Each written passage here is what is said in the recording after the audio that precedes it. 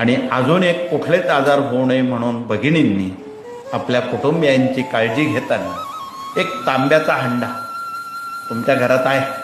जुने लोक तांब्याच्या हंड्यातूनच पाणी प्यायचे. पिण्याचं पाणी उकळत असताना, त्यात गरम करत असताना एक चमचाभर हळद त्या पाण्यात टाकत तांब्याच्या हंड्यात. तुम्हाला प्यायला जेवढं दिवसभर पाणी लागतं तेवढं उकळत असताना त्यात एक सोन्याची अंगठी उकळेपर्यंत ठेवावी, नंतर ती काढून घ्या. सोनं उकळलेलं पाणी, हळद उकळलेलं पाणी, तांब्याच्या भांड्यातलं पाणी ज्यावेळी आपण कुटुंबियांना पिण्यास देतो, आयुष्यात कुठलीही दुखणी, कुठलेही आजार तुमच्या घरात येणार नाही. त्याला काही लागत नाही. तांब्याचा अंडा घरात आहे, हळद आहे.